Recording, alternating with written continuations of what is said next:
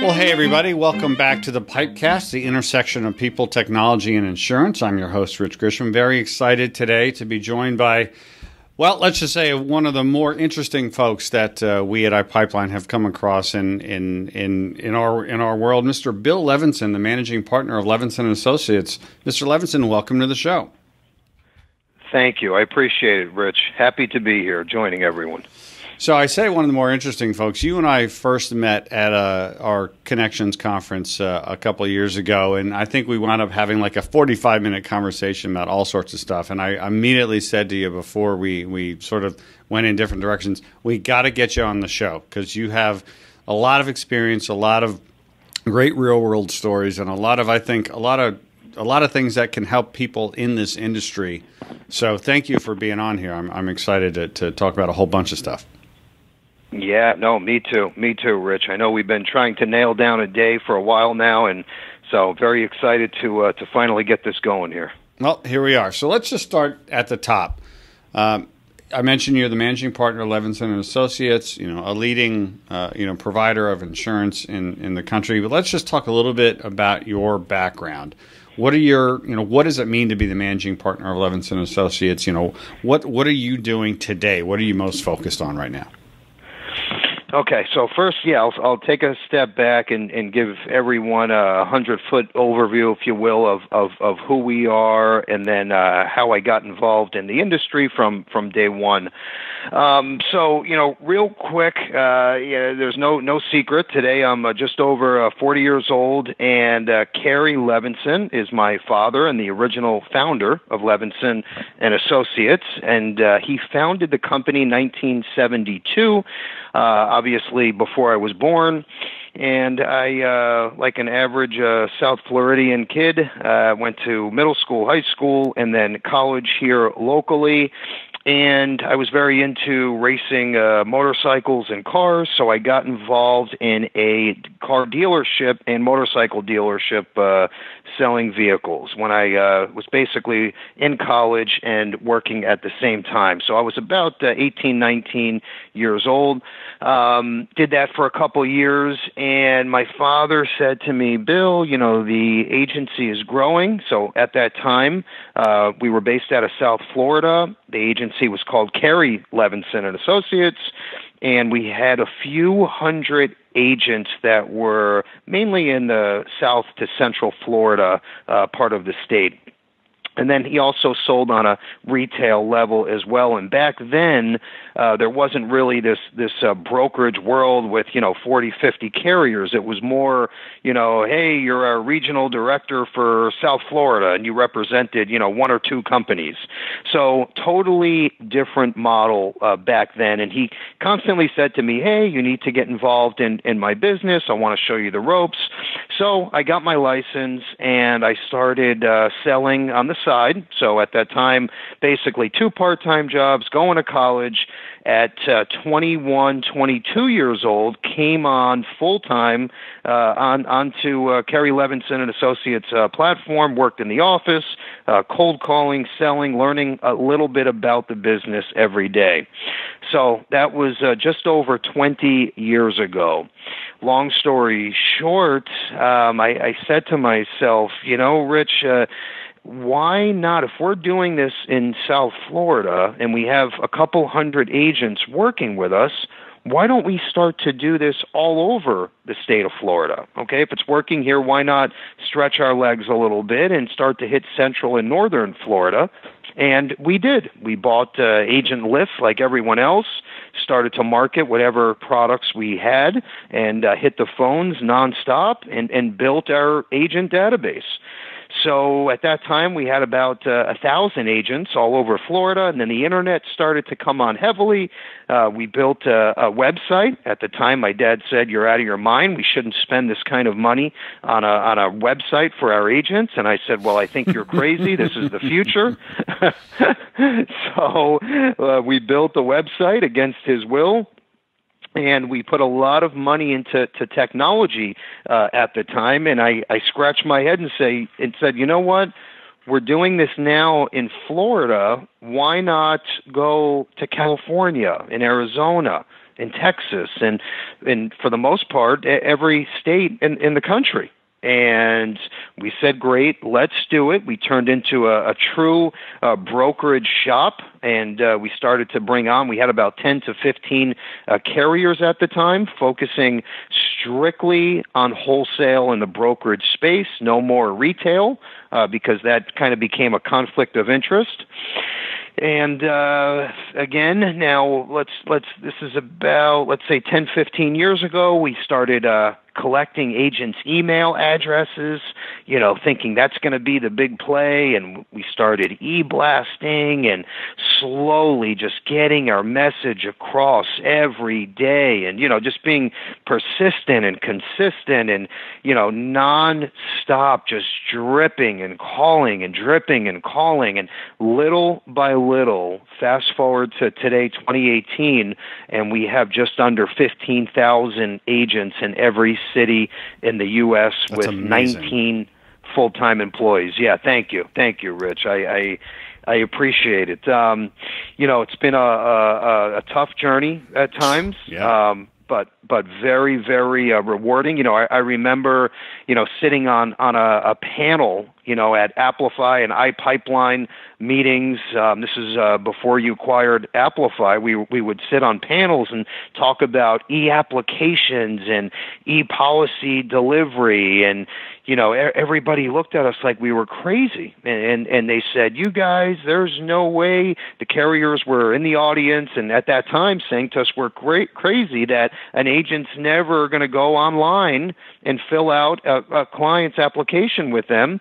That they're going to always stick to what they're comfortable with, which is basically, a yellow legal pad and a rate book."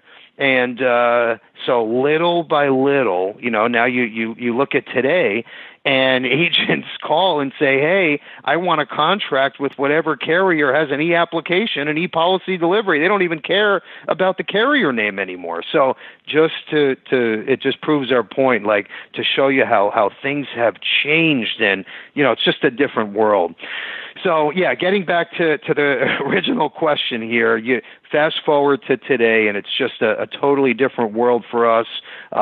We're growing. We're up 34% in the last 12 months. Wow. More employees than ever. Yeah, yep. Building a senior division today, a life settlement department as we speak. So yeah, things could not be better, and it just goes to show you, if you believe in something and you're seeing success with industries industries around us, then you got to run with your gut, and that's exactly why we're in the position that we're in today.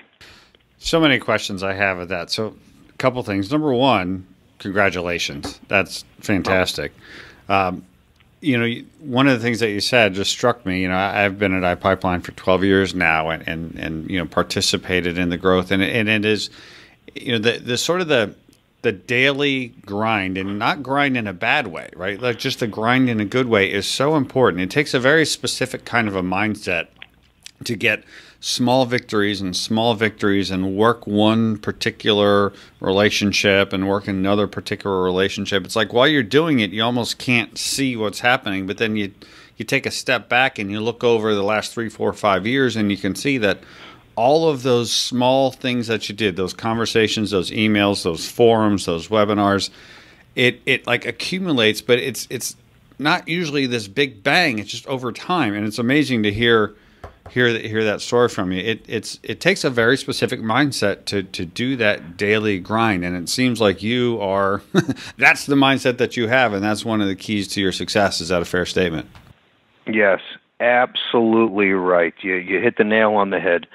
There's a lot of days and weeks and months where you feel like, is this really worth it? Doing all of these tiny little things that you can't forget and you can't miss, and you say, is this e-blast going out on Tuesday really going to make that big of a difference? And the answer is yes. Yes, absolutely. It's all of those tiny little things that put you in the right direction, in the right place. And if you can do those tiny things year after year and constantly get your message out and your agents know what to expect and when to expect it, then all of a sudden that big ship starts to turn. And before you know it, you're in a great place with premium, with agents, with carrier contracts and technology, and you're off to the races. And I feel like us, Levinson and Associates, after, for me being in the driver's seat, it's been, like I said, just over 20 years, we're making that turn now. Like all of a sudden from a mom and pop shop to the big leagues. Now we're, in fact, by 2017, last year, we were voted the agent's top IMO by Insurance Newsnet magazine, which is mind-boggling to me. So it just goes to show you that all of those little things, if you can stay on the gas every day, it works. You just got to keep on it. And unfortunately, most people, when it does get tough, most people don't make it through the rough water, and they turn in a whole nother direction, which I think is unfortunate, because I feel like a lot of people that were so close, if they would have just held on just a little bit longer, could have made it through that rough water, if you will. So 34% year-over-year growth is astounding in any industry at any time.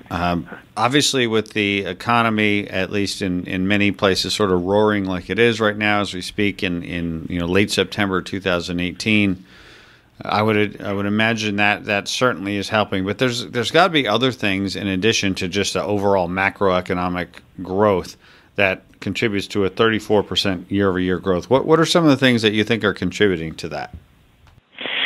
So yeah, that's a great question.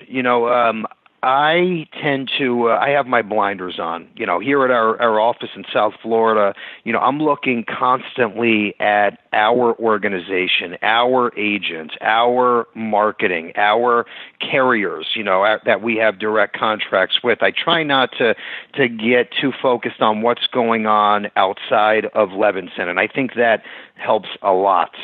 I feel like the industry as a whole, if it's growing, if it's shrinking a little bit, I'm fine either way. Obviously, I want to see the industry always growing and helping people and doing great, but I feel like if it takes a little bit of a dip and things are shrinking a little bit, I feel like the direction we're going in, we're just constantly we're making a larger footprint.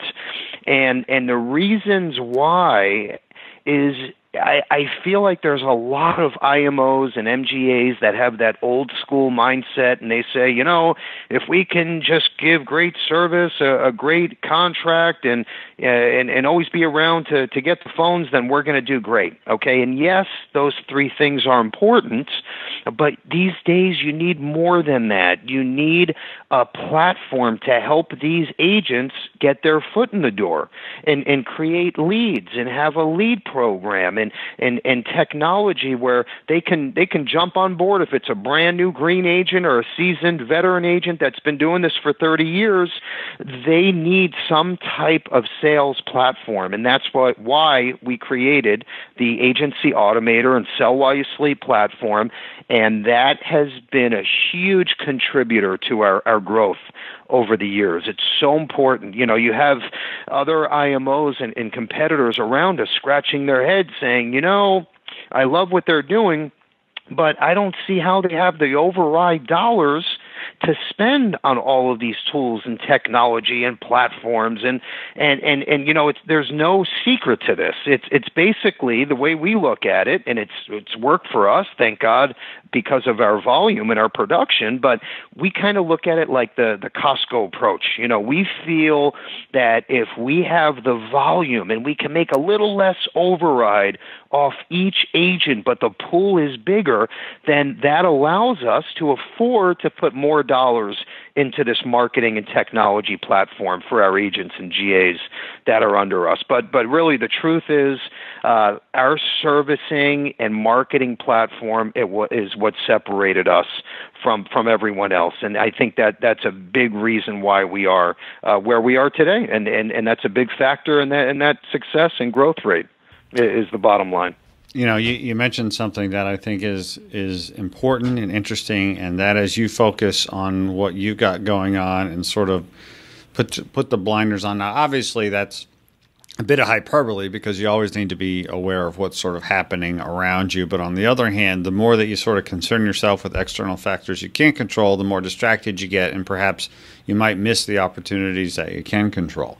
So to that point, when you get up in the morning, right, and you're on your way to the office, or you're just sort of thinking about what you have going on, what are right now as we speak, early fall 2018, what are the three to four biggest goals and objectives that you're thinking about every day?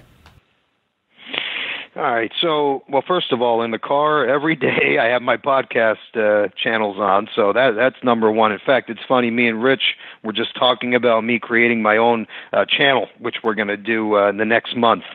So I try to listen on positivity podcasts, different motivators in our industry and then industries around us.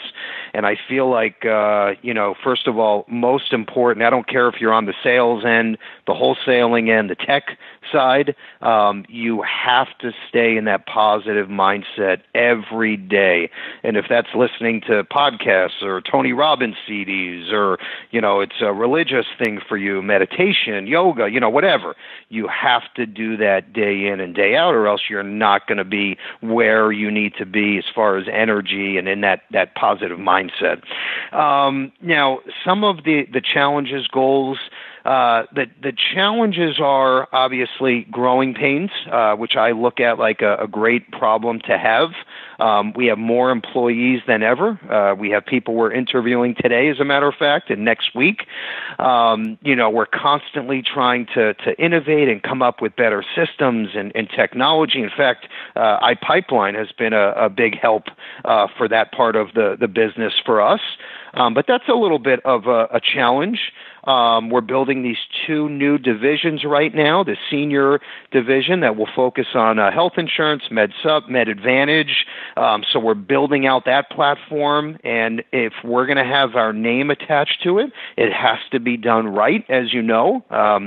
So we're putting a lot of effort into that. We have the life settlement side for agents' clients that maybe have a cash accumulation policy they don't need anymore. We're going to have the first quoting engine that's built for life settlements. That's going to be ready to launch next month. So, I feel like no matter what level that we're at, and yes, if things are great, I feel like if you don't constantly innovate and change and look to see what's next, then you're going to fall backwards. There's no, staying in that middle place. So, every morning, every day, I'm constantly looking at what's next or how we can make our systems a little more streamlined, a little easier, and a little better experience for our employees, agents, and of course us. So yeah, that's going to be never ending, I feel, Rich. I mean, that's just one of those things. Sure. Yep. Excellent.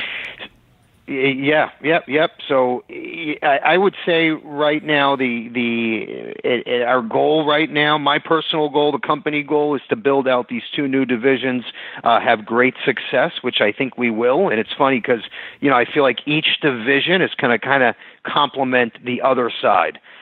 So right now, let's say, for example, we have a life insurance agent that loves us. He's been with us for, 20 plus years, but maybe writing health insurance through another IMO and, maybe not getting the service, or maybe there's been some broken promises, whatever it is. Now they can work through one spot, get the same service, same people, same marketing platform, lead platform that they're used to getting, but with different lines of insurance. So that's really my goal for, let's say the rest of 2018, 19, and in the future. And then we won't stop here.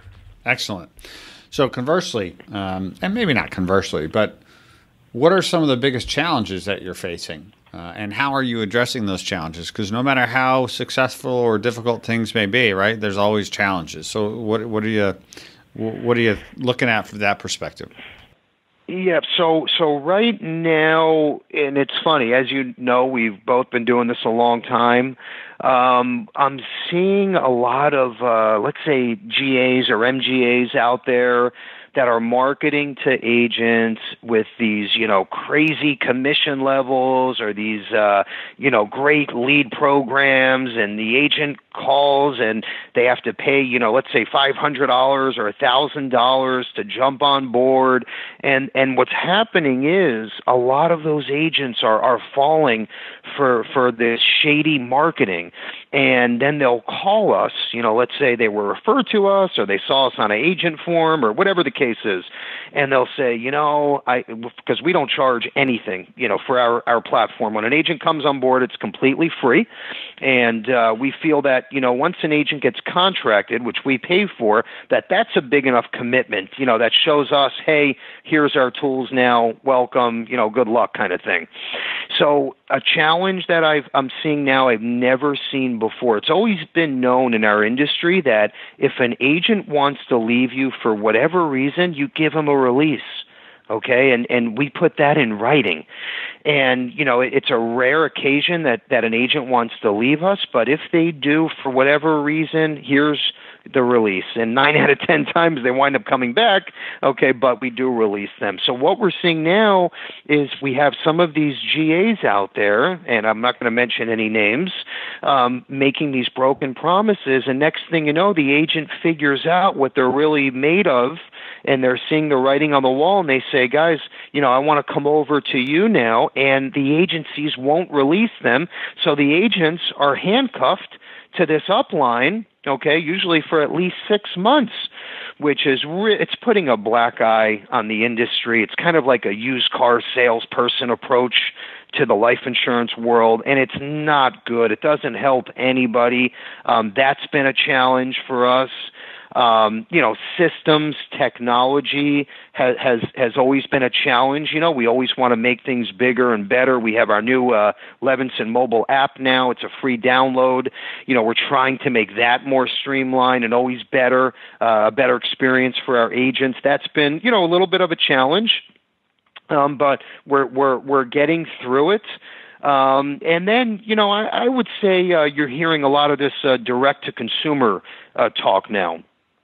And obviously, we're an IMO, and we market these products and this platform to independent agents. And when you hear of, let's say, a carrier going direct to consumer, that makes an agent scratch their head and say, wait a minute, they're going direct to a consumer. What do they need us for? Right? So that's another challenge that we're facing. And the truth of the matter is the agents really have nothing to worry about. And the reason why is, if you think about this for a minute, when the carrier goes direct to consumer, they're offering one product, right, one carrier solution to every consumer. And we all know that if you're doing justice for the consumer, there's not one perfect fit, okay? The right way to sell to any consumer is the agent has to do their research, figure out what carrier, what product is the best solution for each consumer. That's the only way to handle a sales successfully in the right way. So I try to explain this to the agents that when you hear about a carrier going direct, there's nothing to worry about because it's impossible for one solution to be perfect for everyone. So what we're doing, okay, to combat that and to equip our agents with the right tools, we created a direct-to-consumer platform for the agents to go direct to consumer by using all of the top carriers and products instead of steering that consumer into a corner by saying, this is the only term product that you qualify for, this is your premium, and the max death benefit is only this amount, which you're really not doing anyone justice. So we're trying to explain this to agents. We're actually talking about our platform and explaining to them how you can do the same thing, but doing a much better job by offering all of the top solutions for any client. So that's been a little bit of a challenge too, and a little bit of a black eye that we're hearing about as well. Interesting. So, to that end, what do you think as you sort of survey the landscape over the last, let's say, 10 years? How has, from your perspective, the industry changed for better or maybe even for the worse overall over that time span of around a decade? Yeah, so the industry as a whole, right, Rich? Yes, sir. Yeah, so, okay, I'm sure if you talk to 10 different IMOs, you're probably going to hear 10 different answers. Well, that's the beauty of it, right? Is that it all depends upon your perspective, right? And people have different ones. Right, that's exactly right. So, in my opinion, I think there's never been a better time. We're seeing the most competitive products. We're seeing on the annuity side some of the highest payouts that we've ever seen. We're seeing life insurance products with living benefits and long-term care at very competitive vanilla term prices. So I'm loving our industry right now, and I think it shows in our work and in my passion. The only thing that I haven't seen ever in my history in the business is just a lot of this shady marketing with, talking about 200% commissions, and then you call and get the real story, and that happens to be, a 2-year target on a UL, like just very, very shady stuff that I've never seen before. And a lot of broken promises. Agents aren't getting released. That's horrible because all they're going to do is complain to the Department of Insurance, and you're going to get a red flag, whichever that GA or IMO is. So that's not the way you do business. So I'm seeing a lot more of that. I don't understand the reasoning behind it because it's just going to catch up to you, in my opinion. But I wish we can kind of do away with those things. But the industry as a whole, I think it's never been a better time. I would like to see some of the younger, greener agents get more involved in our business. I remember when I first started, I had my father's friend was a professor at the local university that taught continuing education in our business.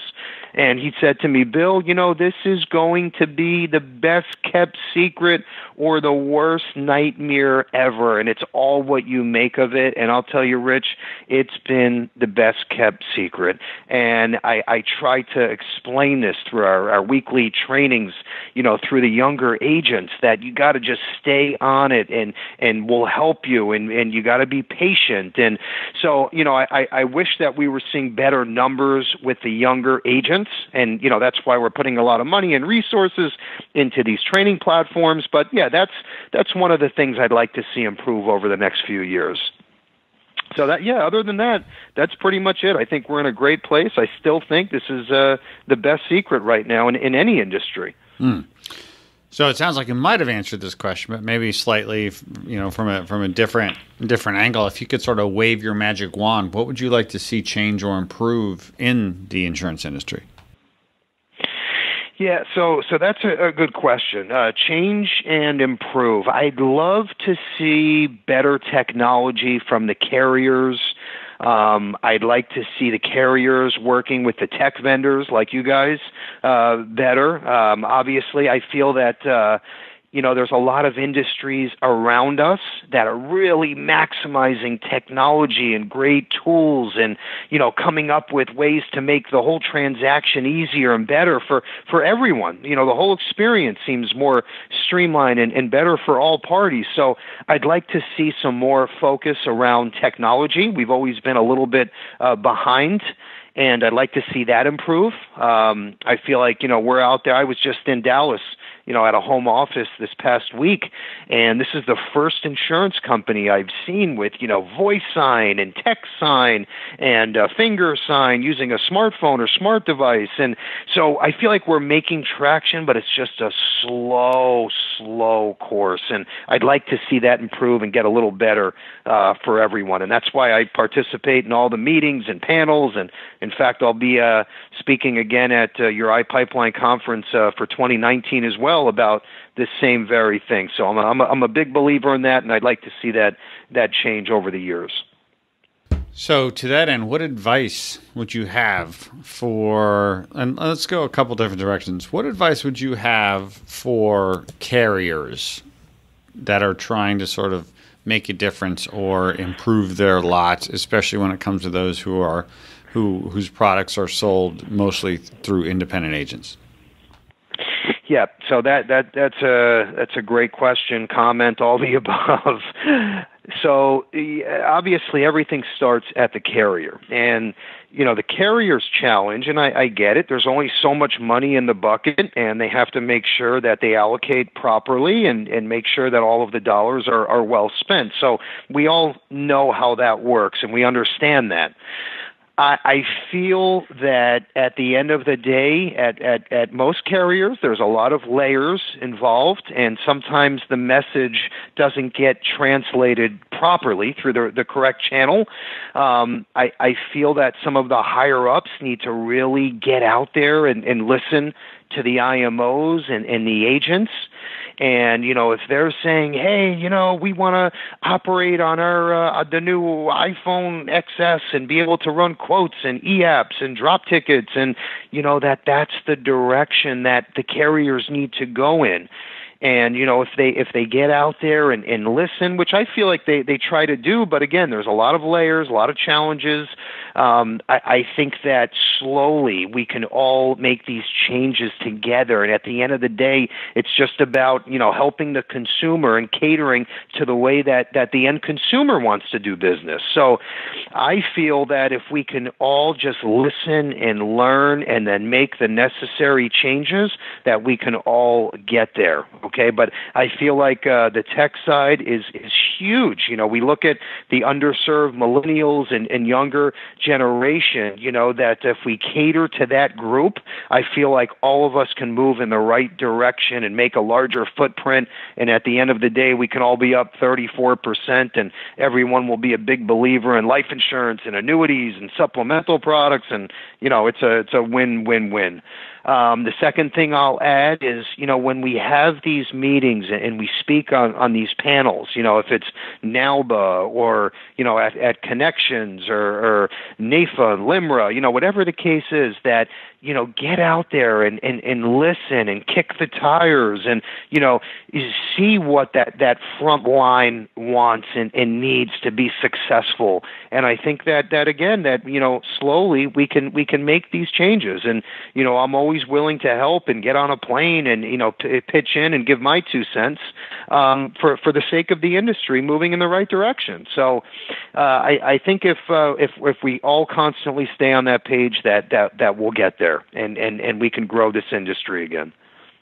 So last question, what advice would you have for agents and for people that are considering a career in this industry? Like, it's not, selling life insurance and financial products is not an easy job. It takes a tremendous amount of time, research, patience, sales skills. Right? There's a lot of skills that you need to be successful, but people certainly are, and they can be. So what advice do you have to people who might not be the veterans, right? People who are thinking about getting into, or people who are just starting, the kind of people I imagine, Bill, that you talk to on a regular basis? That is awesome question and a perfect way to close this out. So there's a lot of mixed messages these days, with the internet and social media, and you have friends in the business, and unfortunately, everyone's looking to make a few bucks, to make an override on your business, okay? steer clear. You hear a lot about these MLM, these multi-level marketing groups. It's almost like an Amway in our business, and that's a black eye. Okay, when you as an agent are under 10 different channels and layers, by the time you get paid your commission, there's literally 10 hands that have dipped in that pot and are taking your money. Okay, so you have to understand that. Don't pay any money to jump on board and jump into someone's GA or multi-level marketing group. Make sure you kick the tires. Make sure you do your due diligence and you don't get contracted under one of these I'm not going to call it a scam, but one of these multi-level marketing groups where you're tied in and locked in for 6 months to a year and there's nothing you can do and you're sitting back making 30% commission. You got to be so careful with that, because what I'm hearing about, and it happens almost every day, these agents get locked in with the wrong group. They get a bad taste in their mouth. They make them go call on their family and friends and pitch them life insurance. And then 6 months later, they've gotten nowhere, made no money, and they go into a different business. And it gives our business a bad taste. So make sure, my advice is kick the tires. Don't believe one of these 30-second videos on Instagram or Facebook or any kind of social media. Do your due diligence. Go online, Google that person, see what the comments and feedback are. Get tied up. I don't care if it's Levinson or if it's another group, but make sure they're a reputable, professional organization and there's not 10 hands in your commissions that are taking advantage of you. Okay, that's so important. Probably number one. Number two is you got to make sure they have a great platform that's going to help you learn the business. And I would even team up with another agent through that organization until you're comfortable talking about UL and whole life and annuities and term with living benefits, whatever the case is. So that's so crucial. And we're here to help. Okay, we're on social media, LinkedIn, all the big meetings. Reach out to any one of our marketers. And if we can lend a hand or a piece of advice, if you just listen to this podcast at the very minimum, and we never speak again, great. But listen to what I'm telling you, okay? Please don't get locked into one of those MLM type of organizations where you're getting just hammered and crushed on commissions and service. So with that said, I just want to say I wish everyone luck. If anybody would like to speak, I'm here anytime by email. We're going to have our own podcast channel soon. Check out the website, social media. I want to thank you, Rich, for taking the time. iPipeline has been a huge asset to our organization and the way that we've grown over the years. So my hat goes off to you guys as well. Is there anything else you want to close out with, Rich? Well, I want to make sure that people know how they do get in touch with you. So, Bill, what are the best ways for folks to reach out to you? Okay, so email is bill@carylevinson.com. It's spelled C-A-R-Y, bill@carylevinson.com. Go to the website, okay, levinsonandassociates.com. Billy Levinson on social media. You can check out our Instagram, Facebook, LinkedIn, Twitter accounts. Feel free. And yeah, that's probably the best way. The 800 number here is 800-375-2279. Feel free to call anytime, and whatever we can do would be great for us. I just appreciate everyone taking the time and listening in to me and Rich today. Sounds great. Bill Levinson, Managing Partner, Levinson and Associates. Thank you so much for joining us today. And thank you, everybody, for listening to the PipeCast, the intersection of people, technology, and insurance, the official podcast of iPipeline. I'm Rich Grisham. Thank you, everyone, for listening, and we will talk to you again real soon.